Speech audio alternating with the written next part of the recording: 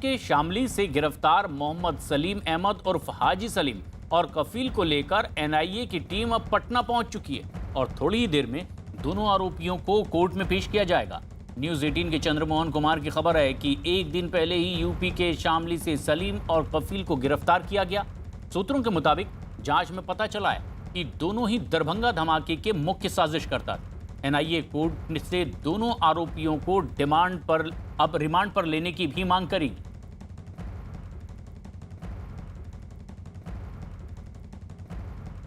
दरभंगा धमाके का आखिर मास्टरमाइंड कौन है, पड़ताल लगातार जारी है और अब ऐसे में जबकि आज कोर्ट में पेशी है, कफील और सलीम की रिमांड मांगी जाएगी ताकि आगे की पूछताछ की जा सके और इनकी पूरी साजिश के बारे में जानकारी हासिल कर सके। दोनों ही धमाके के मुख्य साजिशकर्ता माने जा रहे हैं और इसीलिए अब रिमांड पर लेकर इनसे और पूछताछ की जाएगी, क्योंकि आज कोर्ट में पेशी होने वाली है। पटना के एनआईए कोर्ट में आज इनकी पेशी होगी। उत्तर प्रदेश के शामली से इन लोगों की गिरफ्तारी हुई है और धमाके की पूरी साजिश रचने का आरोप इन्हीं दोनों पर लगा हुआ है। लेकिन कौन कौन लोग इन्हें और सपोर्ट कर रहे थे, ये जानकारी भी लेने की कोशिश होगी। चंद्रमोहन कुमार हमारे सहयोगी पटना से इस वक्त हमसे सीधे जुड़ रहे हैं, जनक दवे अहमदाबाद से।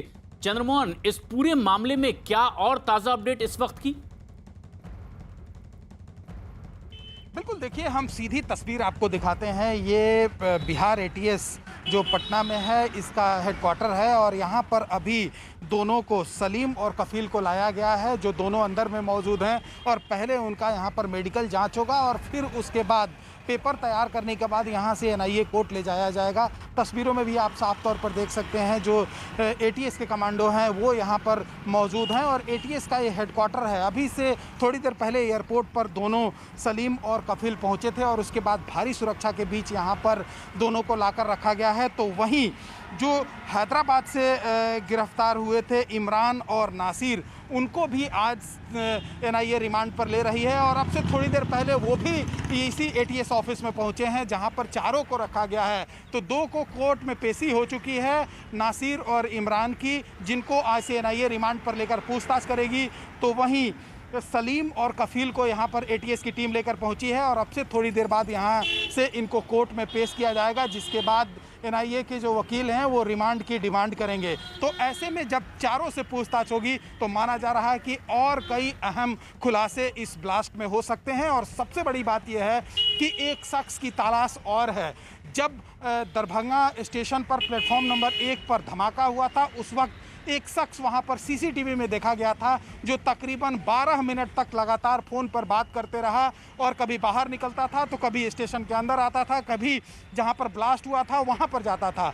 और वो शख्स बाद में वहां से कैमरे से ओझल हो गया और 2 दिन बाद उसका जो मोबाइल का लोकेशन है वो नेपाल बॉर्डर पर मिला था। ऐसे में उस शख्स की भी तलाश है कि आखिर वो कौन था जो लगातार फ़ोन पर बात कर रहा था और किसको ये पूरी जानकारी उपलब्ध कराई जा रही थी वहाँ के धमाके का।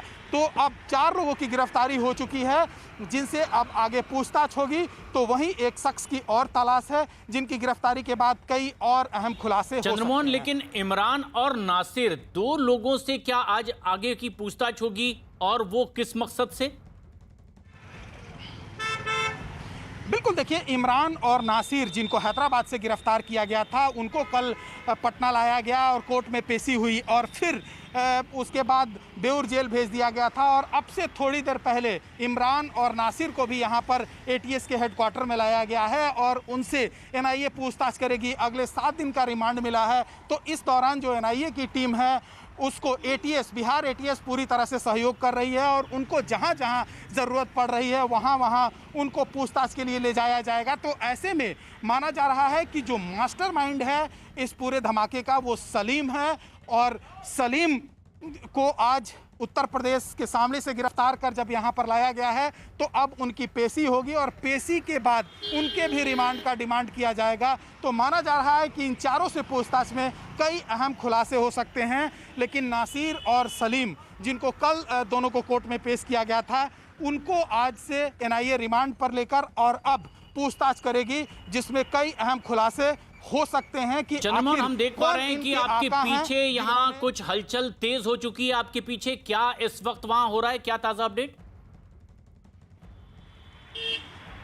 बिल्कुल देखिए, ये एटीएस का हेडक्वार्टर है और यहाँ पर अभी इन चारों को रखा गया है और आपको तस्वीर दिखाने की कोशिश करेंगे। सीधे यहाँ पर एटीएस के कमांडो सामने मौजूद हैं और अब से थोड़ी देर बाद हो सकता है कि यहाँ से कोर्ट ले जाया जाएगा, लेकिन अभी जो है उनकी मेडिकल जांच होगी, कोरोना जांच होगी और कोरोना जांच की रिपोर्ट आने के बाद फिर आगे उनको कोर्ट ले जाया जाएगा। तो अंदर जाने की किसी की इजाज़त नहीं है, लेकिन एक आपको तस्वीर दिखाएंगे। सामने देखिए, वो जो स्कॉर्पियो गाड़ी है वो गाड़ी अब बाहर निकल रही है। तो ऐसे में हो सकता है कि उनको बाहर ले जाया जाए या फिर आपको सीधी तस्वीर दिखाते हैं। देखिए सामने ये जिप्सी निकल रहा है जिस पर एटीएस के कमांडो मौजूद हैं और साथ में एक सामने स्कॉर्पियो गाड़ी भी निकल रहा है। तो हो सकता है कि जिन चार लोगों को देखिए इन दोनों को ले जाया जा रहा है जिनको शामली से गिरफ्तार किया गया था और अभी तस्वीर आप साफ तौर पर देख सकते हैं, साथ में सलीम मौजूद हैं। तो आगे इनको हो सकता है कि कोर्ट ले जाया जा रहा हो और फिर वहाँ पर जब कोर्ट ये लोग पहुंचेंगे उसके बाद इनकी पेशी होगी। तो अभी इनकी गाड़ी यहाँ से निकल चुकी है और ये गाड़ी हो सकता है कि कोर्ट जाए, क्योंकि सलीम और कफील इसी दोनों गाड़ी में मौजूद हैं और इनको कोर्ट ले जाने की प्रक्रिया थी। माना जा रहा था कि एयरपोर्ट से निकलने के बाद इनको एटीएस ऑफिस लाया जाएगा और पहले एंटीजन जांच के बाद फिर इनको कोर्ट ले जाया जाएगा। तो हो सकता है कि अंदर में एंटीजन जांच खत्म हो चुका हो और उसके बाद फिर इनको ले जाया जा रहा है अभी कोर्ट। तो ये सलीम जो है इनको एनआईए अब तक मास्टरमाइंड मान रही है, क्योंकि इनके पास 1,60,000 रुपये, जो मुझे सूत्रों से जानकारी मिली है उसके मुताबिक 1,60,000 रुपये ये पाकिस्तान से हवाला के जरिए भेजा गया था और उसके बाद फिर उसी पैसे का इस्तेमाल इस बम धमाके में किया गया है। और इस बम धमाके की तार अब लश्कर से जुड़ते हुए आ रहा है सीधे तौर पर नज़र। और आपको न्यूज़ 18 इंडिया सबसे पहले यह बताया था कि इस पूरे प्रकरण में लश्कर का हाथ है। आपको तस्वीर सीधे दिखाते हैं, यही स्कॉर्पियो गाड़ी है जिसमें वो सलीम बैठे हुए हैं और ये गाड़ी धीरे धीरे आगे बढ़ रही है। आगे एटीएस के जो कमांडो हैं वो मौजूद हैं, गाड़ी में एटीएस के कमांडो मौजूद हैं। तो इनको कोर्ट ले जाया जा रहा है जहां इनकी पेशी होगी और फिर पेशी के बाद रिमांड का डिमांड एनआईए करेगी और जब इनका रिमांड मिल जाएगा तो अगले इनसे भी 10 दिनों का अगर रिमांड मिलता है तो 10 दिनों तक पूछताछ होगी। अगर 1 सप्ताह का रिमांड मिलता है तो 1 सप्ताह तक पूछताछ होगी। लेकिन अभी चारों जो इस धमाके के आरोपी हैं वो अभी एनआईए और एटीएस के गिरफ्त में हैं और इनसे आगे पूछताछ में और कई अहम खुलासे हो सकते हैं। तो आपको सीधी तस्वीर देख सकते हैं, इन लोगों को अब एटीएस ऑफिस में निकाला गया है और उसके बाद कोर्ट ले जाया जा रहा है, ऐसा मुझे जानकारी मिल रही है। और एनआईए के रिमांड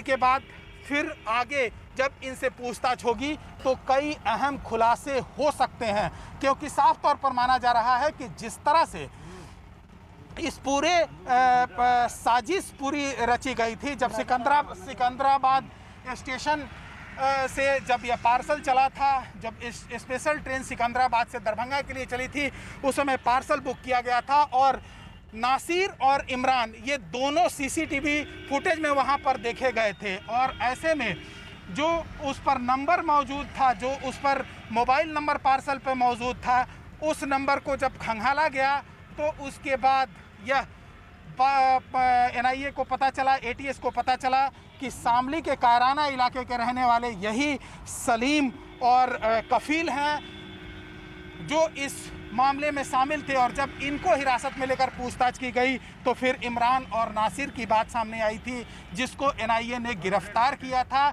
और कल उनकी पेशी पटना के एनआईए कोर्ट में की गई, जहां 7 दिन का रिमांड मिला है और आज से एनआईए उनसे पूछताछ भी करेगी। तो वहीं अभी कफील और जो सलीम हैं ये पटना पहुंचे हैं, यूपी के शामली जिले के कायराना इलाके से इनकी गिरफ्तारी हुई है। और सलीम जो मास्टरमाइंड माना जाता है, इकबाल काना जो अभी विदेश में बैठा हुआ है, इस पूरे ब्लास्ट का जो है वो उसने रची थी साजिश और उसके बाद उसमें मोहरा आगे जो है वो सलीम को रखा गया। सलीम बिल्कुल के पास चंद्रमोहन, और ये सीधी तस्वीरें भी हमारे दर्शक इस वक्त देख रहे हैं। पटना में अब इन्हें सीधे कोर्ट ले जाया जा रहा है, इनका मेडिकल चेकअप भी होगा। हाजी सलीम और कफील को अब सुरक्षा बल लेकर के जा रहे हैं। अपडेट्स लेते रहेंगे आपसे भी, और ये सीधी तस्वीरें दर्शक हमारे इस वक्त देख रहे हैं। अहमदाबाद से हमारे सहयोगी जनक दवे भी हमारे साथ लगातार बने हुए हैं।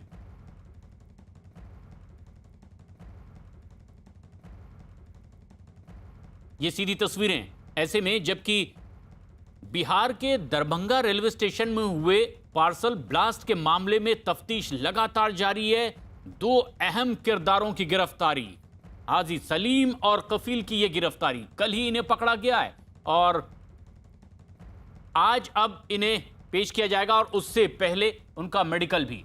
एक और अहम खबर दरभंगा मामले से ही जुड़ी हुई, न्यूज़ 18 के जनक देवी की खबर है कि नासिर से पूछताछ में कई जानकारियां सामने आई है। सूत्रों के मुताबिक नासिर ने बताया कि इकबाल खान ने उसे ऑनलाइन बम बनाने की ट्रेनिंग दी, लेकिन उसने बम लगाने के लिए दिए गए निर्देशों का पालन नहीं किया और इसकी वजह से बड़े धमाके को वो अंजाम नहीं दे पाया। जनक, नासिर के मामले में और क्या जानकारी अब तक मिल पाई है? देखिए, बिल्कुल ये स्पष्ट हो गया और नासिर से लगातार पूछताछ हो रही जब से उसकी गिरफ्तारी हुई। तो कैसे ये बम बनाना सीखा था? दरअसल वो जब पाकिस्तान गया 2012 में, तब से लेके उसे ट्रेनिंग तो दी जा रही थी, लेकिन पहली दफ़ा ऐसा था जब उसको जो टास्क दिया गया था वो टास्क को पूरा करना था। तो ऐसे में पार्सल बम में किस तरीके से बनाए जाए उसको ऑनलाइन ट्रेनिंग दी गई थी कम बजट में। एक पहले टेस्टिंग मॉड्यूल के तौर पर, जब आप कोई बड़ी साजिश को अंजाम दे रहे हैं तो पहले एक टेस्टिंग मॉड्यूल के तौर पर आपको काम करना है, आप कैसे कर पाते हैं, वो इकबाल खाना देखना चाहता था कराची में बैठे बैठे। ऐसे में जब उसको ऑनलाइन इंस्ट्रक्शन दिए गए कि पार्सल बम कैसे बनाया जाए, तो कैसे वो एमोनियम नाइट्रेट लेगा, सल्फ्यूरिक एसिड लेगा और फिर उसके बीच में जो पार्टीशन, चूंकि एक ऑक्सीडाइजर के तौर पे काम करेगा, एक फ्यूल के तौर पे काम करेगा, और जो बीच में जो पार्टीशन, चूंकि जो बम था वो चलती ट्रेन में धमाका करना था। ऐसे में काजीपेट, जहाँ से जब सिकंदराबाद से ट्रेन चलती है, काजीपेट के बीच जो 2 से 3 घंटे का रास्ता है, वो 130 किलोमीटर के भीतर इस बम धमाके को अंजाम देना था, जिससे चलती ट्रेन में 2 स्टेशन के बीच में अंतर ज़्यादा हो, ट्रेन खड़ी ना रह पाए और आग चलती पूरी ट्रेन में, पार्सल की जो बोगी है उसमें आग लगी तो पूरी ट्रेन उसकी आग की चपेट में और लोग काफ़ी हताहत हो। ये उनकी साजिश थी। लेकिन जो बम बनाने की प्लान की गई उसमें सल्फ्यूरिक एसिड और एमोनियम नाइट्रेट के बीच में जो पार्टीशन बनाना था, वो पार्टीशन में पेपर की जगह उसने हार्डबोर्ड रख दिया। ये सबसे बड़ी चूक उसकी ओर से कही गई, क्योंकि वो हार्डबोर्ड का कोएशन जब होगा तो वो उसमें 2 से 3 घंटे का वक्त लगता है, जबकि पेपर होगा तो जब हार्डबोर्ड रखा गया तो उसके लिए वक्त काफ़ी चला गया, वो कोएशन हुआ नहीं, वहाँ पे पेपर तो आग लगी नहीं, और जब फ्यूल नहीं लगा तो फिर धमाका हुआ नहीं, और दरभंगा जब गया तब जाके ये धमाका हुआ। तो एक बड़ी चूक के तौर पे उसको देखा जा रहा है। जब इमरान भी नाराज़ हुए, जब ये पता चला कि वो धमाका हुआ नहीं उस वक्त, तो जो बाकी जो कॉल उनके आ गए, उनको ट्रेस जो किया गया, डिटेल निकाली गई है, तो बाकी अब जो टेक्निकल सर्विलेंस के आधार पर बाकी क्या कुछ चीजें थी वो आने वाले दिनों में, यानी जनक एक बड़ी साजिश थी, लेकिन उसे अमली जामा नहीं पहनाया जा सका। दरभंगा रेलवे स्टेशन पर हुए धमाके से ही जुड़ी एक और बेहद अहम खबर, बिहार के दरभंगा पार्सल धमाका मामले में गिरफ्तार इमरान और नासिर को 9 जुलाई तक रिमांड पर भेज दिया गया है, और एक दिन पहले ही दोनों को हैदराबाद से पटना लेकर आया गया और फिर एनआईए कोर्ट में इन्हें पेश किया गया है। कोर्ट ने 7 दिन के रिमांड पर इन्हें भेज दिया है और दोनों आरोपियों को पटना के बेउर जेल ले जाया गया है। यहां दोनों एनआईए की निगरानी में, और आज एनआईए की टीम दोनों से आगे की पूछताछ करने वाली है। लेकिन उधर जनक, हमारे सहयोगी लगातार इस पूरे घटनाक्रम पर नजर बनाए हुए हैं। जनक, जब इनसे पूछताछ लगातार जारी है, क्या ये माना जाए कि कुछ और गिरफ्तारियां पूछताछ के बाद हो सकती है? बिल्कुल प्रशांत, देखिए सबसे पहले तो जो सुफियान, पार्सल पर सुफियान नाम के व्यक्ति का नाम लिखा गया था, जब सिकंदराबाद में ये पार्सल हैंडओवर जब इमरान और नासिर ने जब किया तो वो सुफियान व्यक्ति कोई डमी है या कोई उसके नाम पर चूंकि पार्सल लिखा गया तो पान नंबर लिखा गया था, वो किसका इस्तेमाल हुआ ये भी अभी एनआईए इस मामले में, चूंकि जाहिर सी बात है धमाका पहले ही हो जाना था तो कोई भी नाम लिख दे आप वो चलता, तो उसने सुफियान नाम के व्यक्ति का नाम लिखा गया तो वो कौन है। और दूसरी बात जो शामली में, चूंकि इमरान खान और उसका भाई रईस, वो भी वहाँ के उत्तर प्रदेश के ही रहने वाले हैं, सालों पहले कराची शिफ्ट हो गए और वो वहाँ से लश्कर का हैंडलर के तौर पर यहाँ पर काम करवा रहे थे। तो अब सलीम और कफिल जब ट्रैप में आए, साथ में इमरान और नासिर भी ट्रैप में आए, तो और भी शामली के कई लोग होंगे जो इनके साथ साजिश में हिस्सा, क्योंकि एक ऑपरेशन में ही कई लोग शामिल होंगे, ये जाहिर सी बात है। और इसी के चलते यूपी एटीएस के साथ साथ एनआईए भी इस पर नजर रखे हुई है कि सलीम और काफिल के साथ और भी कौन कौन लोग शामिल थे या नहीं, उसकी भी पड़ताल की और इसीलिए सख्त पूछताछ भी हो रही है। चंद्रमोहन, लेकिन अब इन्हें पेश किया जाना है, क्या ताजा अपडेट आप देख पा रहे हैं?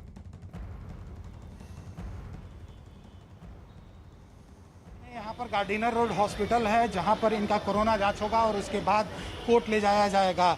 और यहाँ पर जो एटीएस की टीम है, एनआईए की टीम है, वो यहाँ पर गार्डिनर रोड हॉस्पिटल इन दोनों को लेकर पहुँची है, जहाँ पर कोरोना जांच के बाद फिर आगे की कार्रवाई होगी, क्योंकि कोरोना जांच जरूरी है। दूसरे स्टेट से आ रहे हैं और साथ ही अगर कोरोना जांच हो जाता है और कोरोना पॉजिटिव पाए जाते हैं तो फिर इनको आगे इलाज के लिए भेजा जाएगा और अगर निगेटिव पाए जाते हैं तो फिर इनको कोर्ट में पेश के लिए एटीएस की टीम और एनआईए की टीम जो अभी अस्पताल में मौजूद है वो ले जाएगी।